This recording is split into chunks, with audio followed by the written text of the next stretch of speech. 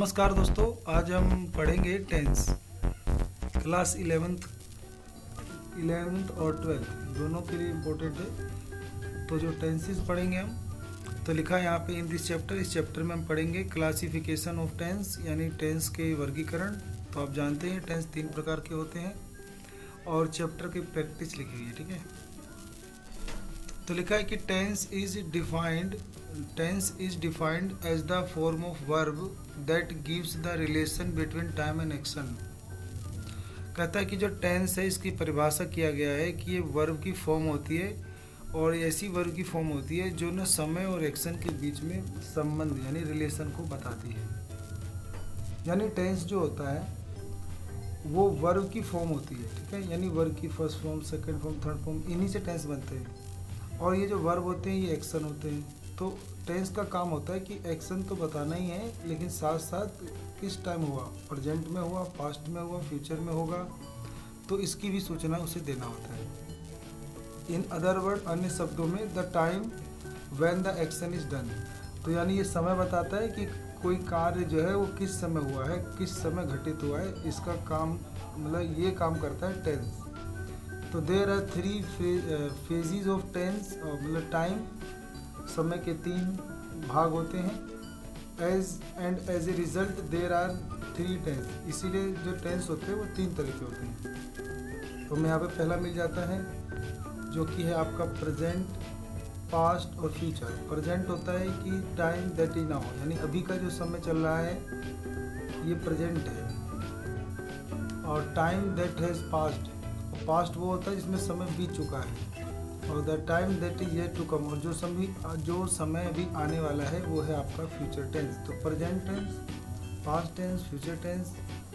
उसके बाद हम आगे पढ़ते हैं यहाँ से। तो लिखा है क्लासिफिकेशन ऑफ टेंस, यानी टेंस का क्लासिफिकेशन। तो लिखा है कि the 3 kinds of tense are further divided into 4 forms each as give in the chart. कहते हैं 3 प्रकार के टेंस होते हैं और इनको हमने 4 भागों में बांटे हैं जो कि नीचे चार्ट में दिए गए हैं। पहला है आपका टेंस आपका 4 प्रकार का होता है, present tense, past tense, future tense. और सबके देखो आपको 4 टाइप देखने को मिल जाते हैं। तो सबके 4 टाइप कौन कौन से यहाँ पे साफ दिख रहा है आपको। तो उसमें आपको दिख रहा है कि पहला है आपका प्रेजेंट इंडेफिनिट टेंस, फिर ऐसे past indefinite tense, future indefinite tense, ऐसे present continuous tense, past continuous tense, future continuous tense. ऐसे होता है present perfect tense, past perfect tense और फ्यूचर परफेक्ट टेंस। ऐसी present perfect continuous tense, past perfect continuous tense और perfect continuous tense. तो ये सब आपके टाइप हो गए 12। तो टेंस होते हैं 3, उनके 4-4 पार्ट होते हैं, तो इसलिए 12 टाइप के टेंस हमें सीखने हैं। इसके बाद हम आगे बढ़ते हैं यहाँ से। तो हमारा यहाँ से पहला पार्ट शुरू हो जाता है जिसका नाम है आपका प्रेजेंट टेंस, या फिर इसमें हम पढ़ेंगे पहला प्रेजेंट इंडेफिनिट टेंस। तो लिखा है कि this tense is also called, इस टेंस को कहा जाता है सिंपल प्रेजेंट टेंस भी कहा जाता है। It is used in the following way, इसका प्रयोग जो होता है निम्नलिखित ढंग से किया जाता है। इसमें पहला है कि टू एक्सप्रेस ए हैबिट और कस्टम। इसका कह रहा है ना, ये ना कोई आदत या कोई कस्टम माने रीति रिवाज को व्यक्त करने के लिए इस टेंस का प्रयोग करते हैं। कोई आदत या कोई रीति रिवाज, परंपरा, उसको बताने के लिए इस टेंस का प्रयोग करते हैं। जैसे एग्जाम्पल में लिखा है कि she gets up early every morning at 6 o'clock। वह रोजाना सुबह 6 बजे उठती है, ये उसका हैबिट है। इसका प्रयोग किया जाता है number 2, to talk about a general और यूनिवर्सल ट्रुथ। तो कहता है जनरल या यूनिवर्सल ट्रुथ को व्यक्त करने के लिए भी इसका प्रयोग किया जाता है। यूनिवर्सल ट्रुथ होता है सार्वभौमिक सत्य जो पूरी दुनिया में सत्य हो, और जनरल ट्रुथ के लिए भी होता है जो नॉर्मल बातें जो होती हैं उनके लिए, ठीक है। तो लिखा है जैसे the earth revolves round the sun, हमारी जो पृथ्वी और सूर्य के चक्कर लगाती है, तो ये आपका यूनिवर्सल ट्रुथ हो गया। ऐसी कोई जनरल ट्रुथ हो उसके लिए भी इस टेंस का प्रयोग करते हैं। ऐसे लिखा है तीसरा कि to indicate a definite future event. कहता है कि फ्यूचर में होने वाली कोई निश्चित घटना को दर्शाने के लिए किया जाता है, या फ्यूचर में कोई इवेंट होने वाला है उसको व्यक्त करने के लिए इसी टेंस का प्रयोग होता है। जैसे लिखा है द स्कूल रीओपन्स नेक्स्ट वीक।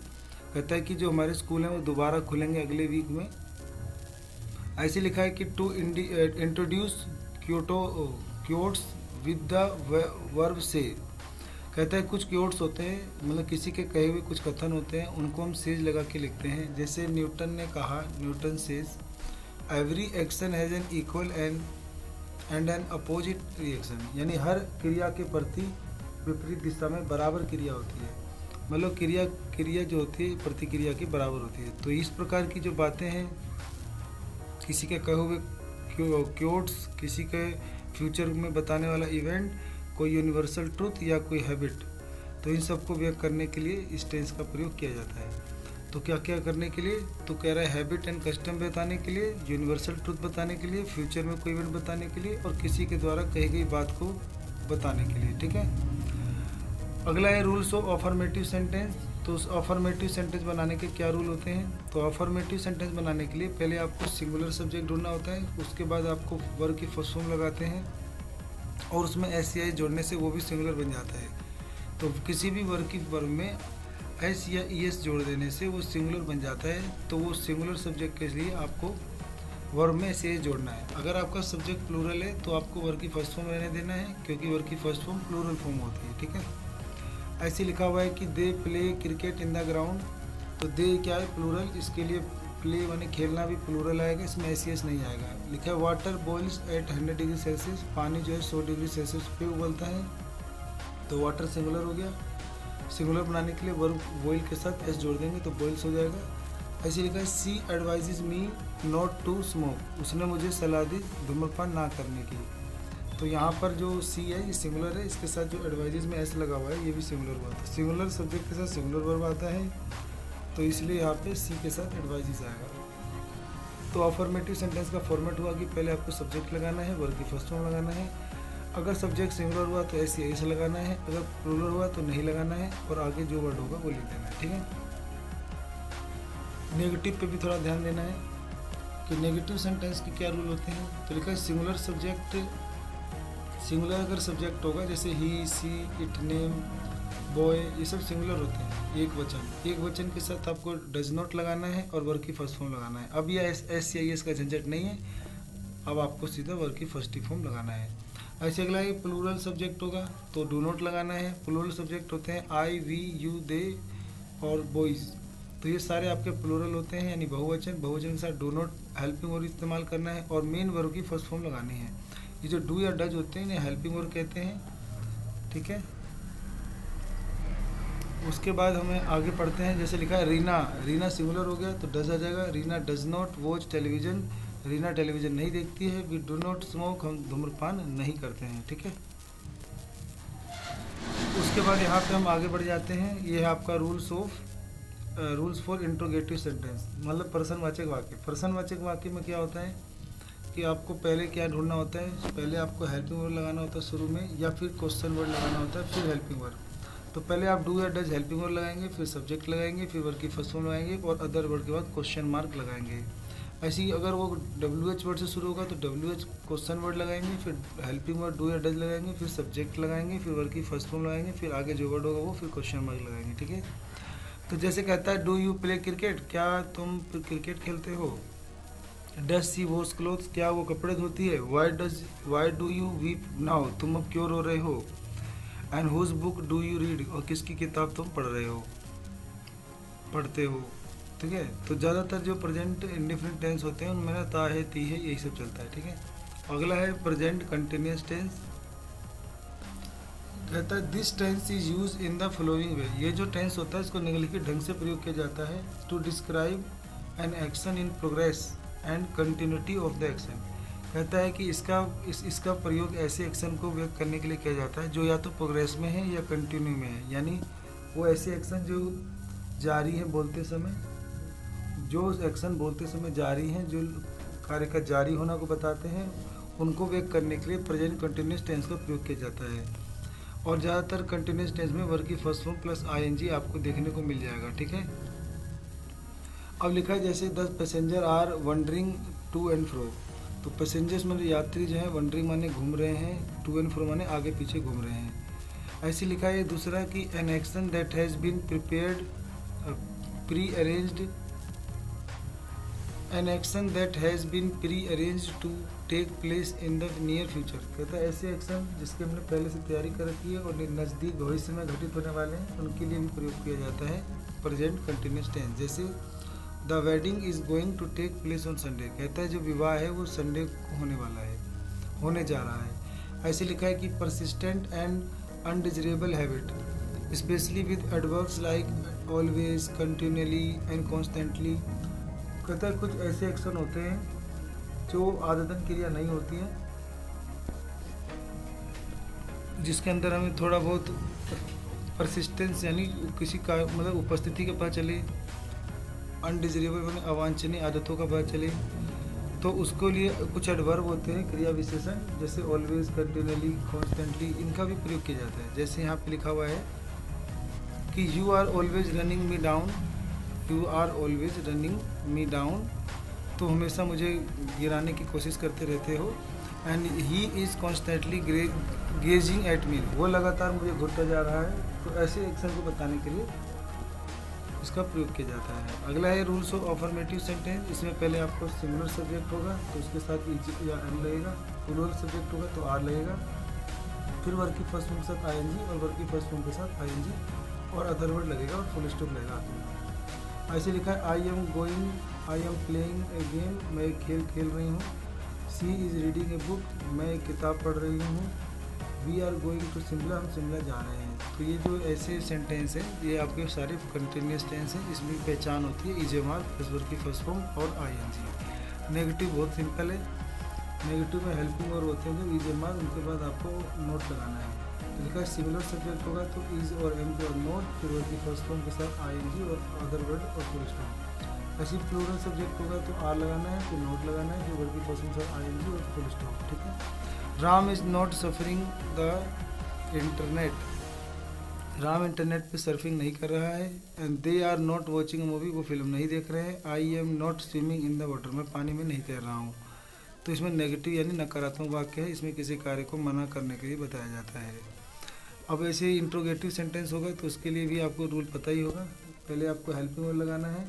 अगर कोई पर्सन क्या से शुरू होगा जिसमें हाँ या ना, यस नो क्वेश्चन होते हैं, उसके लिए आपको इज एम आर से शुरू करना है, फिर सब्जेक्ट लगाना है, फिर वर्ब की फर्स्ट फॉर्म के साथ आईएनजी और अदर वर्ड और क्वेश्चन मार्क। ऐसे अगर क्वेश्चन वर्ड होगा तो फिर हेल्पिंग वर्ब उसके बाद आएगा, फिर सब्जेक्ट आएगा, वर्ब की फर्स्ट फॉर्म के साथ आईएनजी आएगा, फिर अदर वर्ड आएंगे, फिर क्वेश्चन मार्क आएगा। जैसे लिखता है is Reena cooking the food, क्या रीना खाना पका रही है। Are you not writing letter, तुम पत्र नहीं लिख रहे हो, क्या तुम पत्र नहीं लिख रहे हो। What is Raveena doing here, Raveena यहाँ क्या कर रही है। और why was the camel not drinking water, कि ऊँट जो है वो पानी क्यों नहीं पी रहे हैं। तो इस प्रकार के टेंसों को बताने के लिए इन सब टेंस का प्रयोग किया जाता है। ठीक है। उसके बाद हम आगे बढ़ते हैं। ऐसे अगला है आपका present perfect tense. Present perfect tense में आपको लिखता है कि this tense is use in the following way. ये जो सेंटेंस होता है इसको निम्नलिखित ढंग से इस्तेमाल किया जाता है। पहला है कि to express an action that has recently been completed, ऐसे एक्शन को व्यक्त करने के लिए जो अभी हाल ही में घटित हुए हो, अभी हाल ही में बीते हों, उनके खत्म होने की सूचना अभी अभी महसूस हुई हो। सी हैज़ जस्ट टेकन टी, उसने अभी अभी चाय पी चुकी है या चाय पी लिया है। तो ये एक्शन ऐसा है जो अभी जस्ट बोलने से थोड़ी देर पहले ही घटित हुआ है। तो ऐसे एक्शन को व्यक्त करने के लिए प्रेजेंट परफेक्ट टेंस का प्रयोग किया जाता है। इसमें हैज और हैव के बाद वर्ब की थर्ड फॉर्म देखने को मिल जाती है। दूसरा है कि to describe an action whose time is not given, ऐसे एक्शन को वर्णन करने के लिए जिसमें आपको समय नहीं पता हो, कार्य लेकिन घटित हो गया हो चुका हो। जैसे कि लिखा है have you done MSc math, क्या तुमने गणित में एमएससी कर रखी है, कर लिया है, कर चुके हो। तो इसमें हमें समय तो नहीं पता है लेकिन इस कार्य का कंप्लीट होना पता चलता है। तो कार्य के कंप्लीट होने के लिए आपको इस टेंस का प्रयोग करना होता है। ठीक है। और चौथा बताया हुआ है कि to describe past event whose effect still exist, कहता है ऐसी क्रियाओं को भी वर्णन करने के लिए इसका प्रयोग किया जाता है जो पास्ट में घटित हो चुकी हैं लेकिन उनके जो प्रभाव हैं उनके प्रभाव अभी महसूस किए जा रहे हैं। जैसे लिखा है I have finished my work and now I am free, कहता मैं काम अपना ख़त्म कर चुका हूँ और अब मैं स्वतंत्र हूँ, अब मैं मतलब छुट्टी ले सकता हूँ या फिर मैं छुट्टी पे हूँ। तो ऐसे काम जो हमने पास्ट में कर चुके हैं उसको बताने के लिए इसका प्रयोग किया जाता है। जैसे लिखा है to show how a past situation relates to the present, और कहता है ये भी दर्शाता है कि किस प्रकार से जो पास्ट की स्थिति थी वो हमारे वर्तमान से संबंधित है। जैसे I have done my homework, मैं अपना काम कर चुका था, सो इसलिए I can help you with yours now, तो इसीलिए मैं जो है तुम्हारी मदद करने के लिए तैयार हूँ, मैं कर सकता हूँ तुम्हारी मदद, ठीक है। रूल्स होता है अफर्मेटिव सेंटेंस का कि पहले आपको सिंगुलर सब्जेक्ट लगाना होगा, तो उसके बाद है, अगर प्लूरल सब्जेक्ट हुआ तो है लगाना है, फिर दोनों के बाद वर्ब की थर्ड फॉर्म लगाना है, फिर अदर वर्ब और फुल स्टॉप। जैसे लिखा है she has gone to the market, वो बाजार जा चुके हैं, दे हैव बाथेड, वो नहा चुके हैं। Rules of negative sentence, negative sentence में है जो होता है हेल्पिंग वर्ब होता है, इसके बाद और ये जो वर्ब की थर्ड फॉर्म होता है मेन वर्ब, तो हेल्पिंग वर्ब और मेन वर्ब के बीच में आपको नोट लगाना होता है। तो सिंगुलर सब्जेक्ट के लिए हैज लगाना है, प्लूरल सब्जेक्ट के लिए हैव लगाना है, फिर नेगेटिव सेंटेंस में नोट लगाना है, फिर आपको मेन वर्ब की थर्ड फॉर्म लगाना है। जैसे I have not called him, मैंने उसे कॉल नहीं कर चुका हूँ या फिर नहीं किया है। The train has not gone, train अभी नहीं जा चुकी है, द ट्रेन नहीं जा चुकी है। रूल्स ऑफ इंट्रोगेटिव सेंटेंस, प्रश्नवाचक वाक्य, इसमें पहले आपको क्या लगाना है, पहले आपको हेल्पिंग और हैज लगाना है, अगर प्रश्न क्वेश्चन से शुरू हो तो हैज लगाना है, अगर डब्ल्यू एच सेंटेंस हो, डब्ल्यू एच वर्ड से कोई सेंटेंस शुरू हो तो उसके लिए क्वेश्चन वर्ड लगाना है, फिर हेल्पिंग वर्ड लगाना है, फिर सब्जेक्ट और वर्ब की थर्ड फॉर्म और उसके बाद क्वेश्चन मार्क लगा देना आखिरी में। जैसे कहता है has she gone to Delhi, क्या वो दिल्ली जा चुकी है। Have they not seen the Taj Mahal यार, क्या तो उन्होंने अभी तक ताजमहल नहीं देखा है या देख चुके हैं। What have they eaten today, उन्होंने आज क्या खाया है। And why has the peon not come yet, कह रहा है कि अभी तक पियोन क्यों नहीं आया है या आ चुका है या आया। प्रेजेंट परफेक्ट कंटिन्यूस टेंस, कहता है कि this tense is also called present perfect progressive tense, इसको हम प्रेजेंट परफेक्ट प्रोग्रेसिव टेंस भी कहते हैं क्योंकि प्रोग्रेसिव का मतलब कंटिन्यूस ही होता है। कहता है this tense is used in the following way, इस टेंस का प्रयोग निम्नलिखित ढंग से किया जाता है। To describe an action that began in the past and is still continuing, ऐसे एक्शन को व्यक्त करने के लिए जो पास्ट में शुरू हुए थे और अभी भी जारी हैं। तो लिखा है कि ध्यान से सुनेंगे, ऐसे एक्शन को बताने के लिए इस टेंस का प्रयोग किया जाता है जो पास्ट में शुरू थे और अभी भी जारी हैं। जैसे लिखा है कि they have been staying in the village for a long time, कह रहे हैं ना कि ये लोग इस गांव में बहुत लंबे समय से रह रहे हैं, यानी पहले से भी रहते आ रहे हैं और अभी भी रह रहे हैं। तो ऐसे लिखा है कि to express an action already completed but whose effect is still continuing, कहता है ऐसे एक्शन को भी व्यक्त करने के लिए इसका प्रयोग किया जाता है जो घटित हो चुके हैं, ऐसे एक्शन जो पहले हो चुके हैं लेकिन उनका जो प्रभाव है वो अभी कंटिन्यू में यानी अभी वर्तमान में महसूस किया जा रहा है। जैसे लिखा है I have been running around for the job whole day and I am now tired, पूरे दिन काम करने के बाद अब कहता है मैं थक चुका हूँ। तो कहते हैं रूल्स, इसका रूल्स होता है कि पहले आपको सिंगुलर सब्जेक्ट ढूंढना है, फिर हैज लगाना है, अगर प्लूरल है तो हैव लगाना है, फिर बीन लगाना है, फिर वर्ब की फर्स्ट फॉर्म के साथ आईएनजी लगाना है, ठीक है। फिर कुछ अदर वर्ड होंगे वो लिखने के बाद सिंस या फॉर लगाना है, फिर अदर वर्ड लगाना है। सिंस या फॉर में आप जानते हैं पक्का समय होगा, निश्चित समय, तो उसके लिए सिंस आएगा, और जिसके अंदर पक्का समय नहीं होगा, गिनती बताने वाला समय होगा, अनिश्चित समय होगा तो फॉर लगाना है। जैसे लिखा है कि Arpit has been sleeping since 6 o'clock, तो अर्पित जो है 6 बजे से सो रहा है, ठीक है, 6 बजे से सो रहा है। ऐसे they have been running for 3 hours, कह रहे वो 3 घंटे से दौड़ रहे हैं। तो रूल्स फॉर नेगेटिव के लिए कोई दिक्कत नहीं, नेगेटिव के लिए आपको हैज़ और हैव के बाद आपको नोट लगाना है या हैव के बाद नोट लगाना है। बाकी सिंगुलर सब्जेक्ट के लिए हैज़, प्लूरल के लिए हैव, फिर नोट, फिर बीन, फिर वर्ब की फर्स्ट फॉर्म आईएनजी, फिर अदर वर्ड, फिर सिंस या फॉर, फिर टाइम, ठीक है।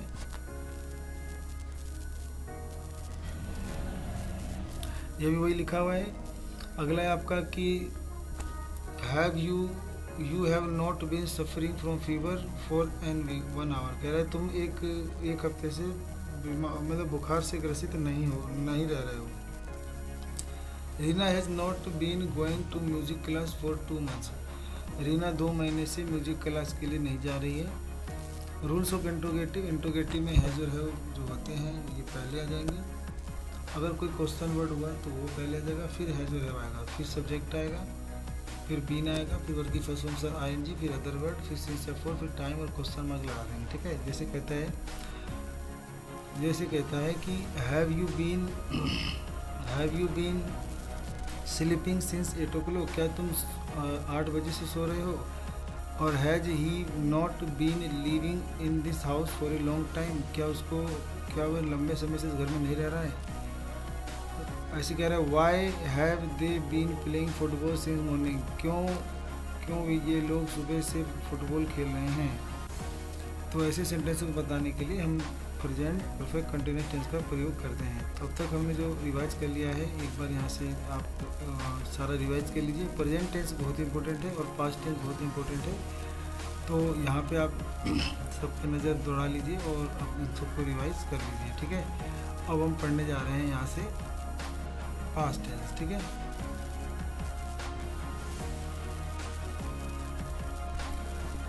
तो हम यहाँ से पढ़ेंगे पास्ट टेंस। ठीक है, पास्ट टेंस बहुत इंपॉर्टेंट है। इसके भी 4 टाइप होते हैं। इसमें पहला टाइप है पास्ट इंडेफिनिट टेंस। तो लिखा है कि this tense is also called simple past tense, इस टेंस को हम सिंपल पास्ट टेंस भी कहते हैं। It is use in the following way, इसका प्रयोग निम्नलिखित ढंग से करते हैं। To indicate an action that happened in the past, it is use often in recounts and narratives. कहता है इस टेंस का प्रयोग हम ऐसे एक्शन के लिए करते हैं जो पास्ट में घटित हो चुका है या फिर नियमित अंतराल पे होता रहता है। जैसे लिखा I visited the Taj Mahal 3 months अगो, कह रहा है मैंने 3 महीने पहले ताजमहल घूम चुका हूँ या जा चुका हूँ। टू इंडिकेट पास्ट हैबिट्स, कहता है भूतकाल की आदतों को दर्शाने के लिए इसका प्रयोग किया जाता है। और repeated events that are now over, repeated events को यानी बार बार घटित होने वाली घटनाओं को बताने के लिए भी इसका प्रयोग किया जाता है। In those days my mother give me some pockets money every day, कह रहा है उन दिनों मेरी माता जी मुझे कुछ जेब खर्च के लिए रोजाना पैसे दिया करती थी। Rules for affirmative sentence, affirmative sentence का रूल बहुत इंपॉर्टेंट है। पहले सब्जेक्ट आता है, फिर आपका वर्ब की सेकंड फॉर्म आती है, सेकंड फॉर्म ऑफ वर्ब की सेकंड फॉर्म याद होगा आपको, एक होता है इट, एक एट, एक इटन। तो आपका जो एट होता है बीच वाला वो सेकंड फॉर्म होता है। I played football in the ground, कहता है मैं ग्राउंड में फुटबॉल खेलता था। और नसीर कह रहा है कि she sang a song in the party, उसने एक पार्टी में गीत गाई। रूल्स नेगेटिव के लिए डिड नॉट आ जाता है और डिड नॉट जो है यहाँ पे डिड जो है वर्ब की सेकंड फॉर्म का काम करता है। तो सब्जेक्ट के बाद डिड नॉट लगाना है, फिर वर्ब की फर्स्ट फॉर्म लगाना है। ध्यान रहे वर्ब की फर्स्ट फॉर्म लगाना है क्योंकि सेकंड फॉर्म में डिड खुद है। अगला है कि I did attend the function, कह रहे मैं फंक्शन अटेंड मैंने नहीं किया था। ऐसी they did not watch television, उन्होंने टेलीविजन नहीं देखा था। रूल्स ऑफ इंट्रोगेटिव सेंटेंस, इसमें आपको डिड पहले आ जाएगा हेल्पिंग वर्ब, तो हेल्पिंग वर्ब वाला डिड आपका पहले आ जाएगा, फिर सब्जेक्ट आ जाएगा, फिर आपकी वर्ब की फर्स्ट फॉर्म आ जाएगी। और क्वेश्चन वर्ड हुआ तो उसके बाद डिड आ जाएगा, फिर उसके बाद सब्जेक्ट वर्ब की फर्स्ट फॉर्म और अदर वर्ड आ जाएगा और क्वेश्चन मार्क आखिरी में जरूर लगाएंगे। कहता है डिड यू प्ले गेम, क्या तुम गेम खेलते थे। Why did she abuse her friend, उसने अपने दोस्तों को गाली क्यों बकी। Future continuous tense, future continuous tense में लिखा है कि this tense is use in the following way, इस टेंस का प्रयोग निम्नलिखित ढंग से किया जाता है।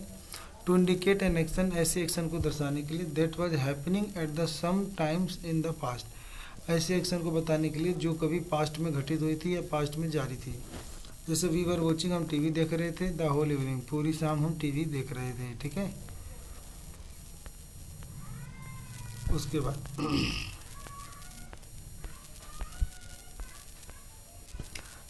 उसके बाद कहता है कि the past continuous is also used for an action that was going on during a given period और at a period of time in the past. कहते हैं पास्ट कंटिन्यूस टेंस का प्रयोग ऐसे एक्शन को भी बताने के लिए किया जाता है जो पास्ट में ना एक दौर में जारी थे और कुछ समय तक भूतकाल में जारी रहे थे। तो जैसे कहता है while Rohan was feeling in the hole his dog was digging another, जब जो राम था वो एक होल को भर रहा था तभी उसका कुत्ता दूसरा होल खोद रहा था। ठीक है, तो इसमें एक कार्य के साथ दूसरा कार्य का जारी होना बताया गया है। ऐसे कहता है रूल्स ऑफ अफर्मेटिव, अफर्मेटिव का रूल्स होता है आप जानते हैं, पहले सिंगुलर सब्जेक्ट होगा तो वाज, अगर प्लूरल होगा तो वर, फिर वर की फर्स्ट फॉर्म आ जाएगा और आईएनजी और other word. She was driving her car and they were making a noise. Rules for negative sentence. Negative sentence में आपको रूल्स याद करने हैं। पहले आपका सिंगुलर सब्जेक्ट आएगा तो वाज, और प्लूरल आया तो वर। बाकी नोट के बाद आएगा आपका फर्स्ट फॉर्म ऑफ वर्ब और आईएनजी। ऐसे लिखा है she was not singing a song and they were not eating mango. और रूल्स ऑफ इंटरोगेटिव सेंटेंस, इसमें आपका पता ही है आप सबको, इसके अंदर वाजवर आता है, फिर सब्जेक्ट आता है, फिर वर्ब की फर्स्ट फॉर्म के साथ आईएनजी आएगा, क्वेश्चन मार्क, या फिर डब्ल्यू वो मतलब क्वेश्चन वर्ड आएंगे, फिर वाजवर आएंगे, फिर सब्जेक्ट आएगा, वर्ब की फर्स्ट फॉर्म आएगा और आईएनजी और क्वेश्चन मार्क। इसे कहता है कि were you are eating a mango, when was the milkman milking the cow, and why was the blind boy crying. ऐसे अगला है पास्ट परफेक्ट टेंस। लिखता है this tense is use in the following way. इस tense का प्रयोग निम्नलिखित ढंग से किया जाता है। टू इंडिकेट एन एक्शन, ऐसे एक्शन को दर्शाने के लिए, that was completed before a definite time, जो कि एक निश्चित समय से में ख़त्म हो चुके थे, और बिफोर अनदर एक्शन, या किसी काम से पहले ख़त्म, एक एक्शन से पहले ख़त्म हो चुके थे, and that took place in the past, और जो पास्ट में घटित हुए थे। मतलब कोई पास्ट में कोई काम का, मान लो कोई लाइन है तो ये आपका पास्ट हो गया, ये प्रेजेंट हो गया बीच वाला, और ये आगे वाला फ्यूचर हो गया। तो इसके अंदर हम बात करते हैं, हम प्रेजेंट में हम पास्ट में होने वाले कार्य के लिए, ठीक है, पास्ट में होने वाले कार्य को बताने के लिए इस टेंस का प्रयोग किया जाता है। जैसे the patient had died before the doctor is the hospital.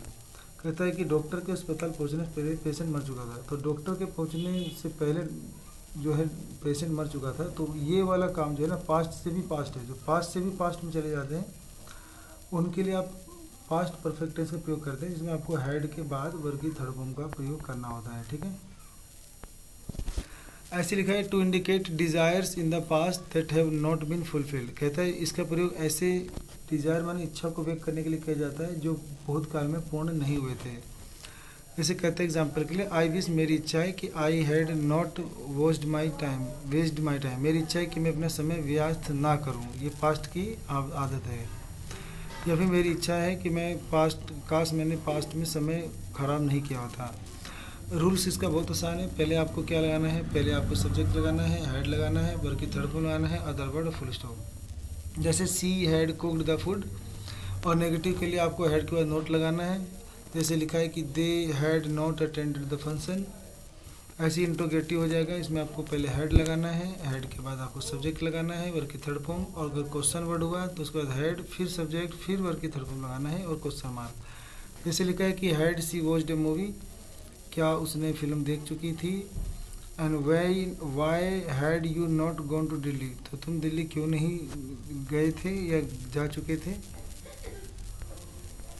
Past perfect continuous tense, इसका प्रयोग भी पढ़ लेते हैं। लिखा है this tense is also called, इस टेंस को पास्ट परफेक्ट प्रोग्रेसिव टेंस भी कहते हैं। This tense indicate an action, ये टेंस एक ऐसे एक्शन को इंडिकेट करता है which began in the past, जो पास्ट में शुरू हुआ था, and continue up to a certain point of time the past, और पास्ट में एक निश्चित बिंदु तक जारी थे।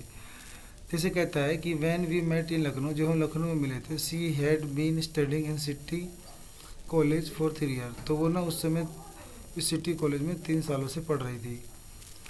इसका रूल्स होता है, पहले आपको सब्जेक्ट लगाना है, सब्जेक्ट के बाद आपको क्या लगाना है, सब्जेक्ट के बाद आपको हैड बीन लगाना है, फिर वर्ब की फर्स्ट फॉर्म आईएनजी लगाना है, फिर कुछ वर्ड होंगे वो लिखने के बाद सिंस या फॉर के बाद टाइम लगाना है। जैसे लिखा है you had been suffering from fever since Tuesday, तुम मंगलवार से बुखार से ग्रसित रहे थे। I had been studying for 3 hours, कह रहा मैं 3 घंटे से पढ़ाई कर रहा था।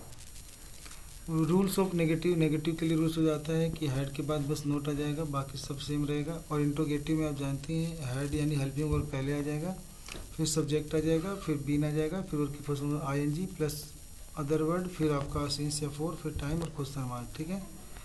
अब जैसे लिखा है कि had you not been reading the book since morning, क्या तुम सुबह से पुस्तक नहीं पढ़ रहे थे। Where had he been playing since morning.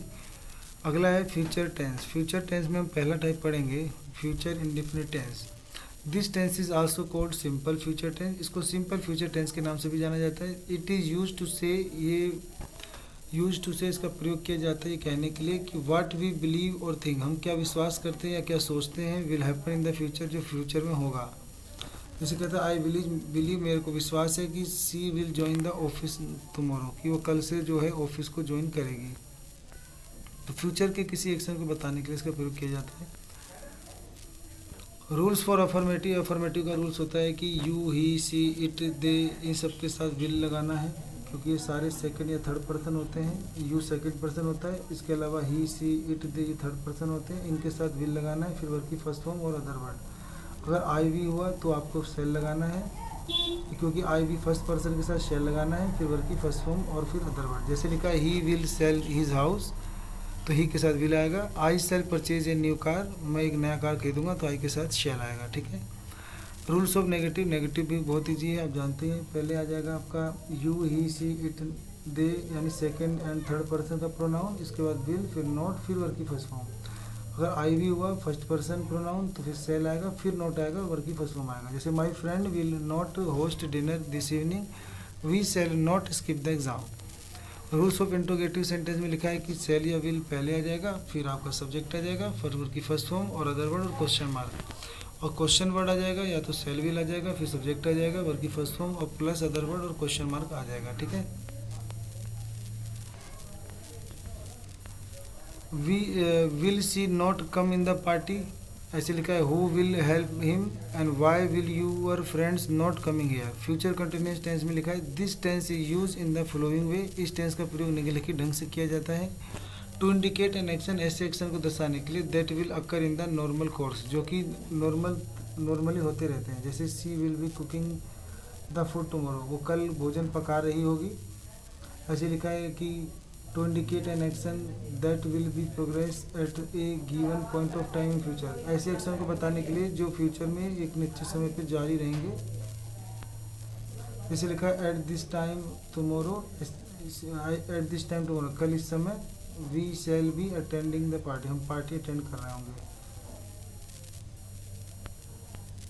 ऐसे लिखा है रूल्स ऑफ अफर्मेटिव सेंटेंस, ये सब रूल जानते हैं आप। इसमें लिखते हैं पहले आप वही सेल या विल लगाते हैं, पहले सब्जेक्ट लगाते हैं। अगर यू ही, सी, इट, दे यानी सेकंड और थर्ड पर्सन हुआ तो विल लगा देंगे, फिर बी और उसका वर्ब की फर्स्ट हुआ आईएनजी। अगर आई वी हुआ यानी फर्स्ट पर्सन का प्रोनाउन तो सेल के बाद बी और वर्ब की फर्स्ट फॉर्म लगा देंगे और ING. Next year my teacher will be going to China, I shall be teaching my students. Rules of negative sentence, negative आप जानते ही हैं, इंट्रोगेटिव आप जानते ही हैं। Future perfect tense, this tense is use to describe an action which will be completed at some point of time in the future. इस tense का प्रयोग ऐसे एक्शन को बताने के लिए किया जाता है जो फ्यूचर में किसी समय बिंदु पर पूरे होंगे। ठीक है। जैसे I shall have finish this work by tomorrow, कह रहा मैं कल इस काम को ख़त्म कर चुका हूँगा। तो फ्यूचर में कोई निश्चित समय पर कार्य के खत्म होने के लिए इसका प्रयोग किया जाता है। इसके लिए पहले आपका वही यानी पहले सब्जेक्ट आता है, यू, ही, सी, इट, दे हुआ यानी सेकंड और थर्ड पर्सन तो विल आ जाएगा। अगर आई भी हुआ तो फर्स्ट पर्सन, इसके बाद आपका हैव आ जाएगा, हैव के बाद वर्ब की थर्ड फॉर्म आ जाएगा और अदर वर्ड। जैसे your examination will have been over by Tuesday and we shall have cooked the food by the evening. बाकी आप नेगेटिव पढ़ लेंगे यहाँ से और फिर यहाँ से आप इंट्रोगेटिव पढ़ लेंगे, इजी है। फ्यूचर परफेक्ट कंटिन्यूस टेंस, कहता है this tense is also called future perfect progressive tense, इसको फ्यूचर परफेक्ट प्रोग्रेसिव टेंस कहा जाता है। This tense is use in the following way, ये टेंस निम्नलिखित ढंग से प्रयोग किया जाता है। इट डिस्क्राइब एन एक्शन, ये ऐसे एक्शन को व्यक्त करता है that will be in progress over A period of time that will and in the future. कहता है ये ऐसे एक्शन को बताता है जिसके अंदर फ्यूचर में कार्य का जारी रहना पता चलेगा। जैसे एट नून कह रहे दोपहर को Anuradha will have been singing a song for an hour, कह रहा फ्यूचर में राधा 1 घंटे से गीत गा रही होगी। बाकी अफर्मेटिव में पहले आपको रूल याद करने हैं कि पहले आपका सब्जेक्ट आएगा, subject you, he, she, it यानी दे, सेकेंड और थर्ड पर्सन हुआ तो विल लगा देंगे, फिर हैव बीन के बाद वर्ब की फर्स्ट फॉर्म के साथ आईएनजी, फिर कुछ अदर वर्ड लिख के सिंस या फॉर, फिर टाइम। अगर आई भी हुआ यानी फर्स्ट पर्सन प्रोनाउन तो सेल आ जाएगा, फिर हेल्पिंग वर्ड हैव आ जाएगा, फिर बीन आ जाएगा, फिर वर्ब की फर्स्ट फॉर्म के साथ आईएनजी, फिर अदर वर्ड और फिर सिंस या फॉर, फिर टाइम। तो कह रहा है बाय नेक्स्ट अप्रैल, अगले अप्रैल में we shall have been living the USA, कह रहे हम ना यूएसए छोड़ चुके होंगे, छोड़ रहे होंगे। बाकी नेगेटिव सेंटेंस के लिए आप जानते ही हैं, फिर और इंट्रोगेटिव आप जानते हैं। तो यहाँ पर आपका जो चारों प्रकार का जो टेंस है वो हमने यहाँ पे कंप्लीट करा दिया है, ठीक है। अब यहाँ पे कुछ प्रैक्टिस वाला जो पार्ट है उसको हम यहाँ पे थोड़ा बहुत देख लेते हैं।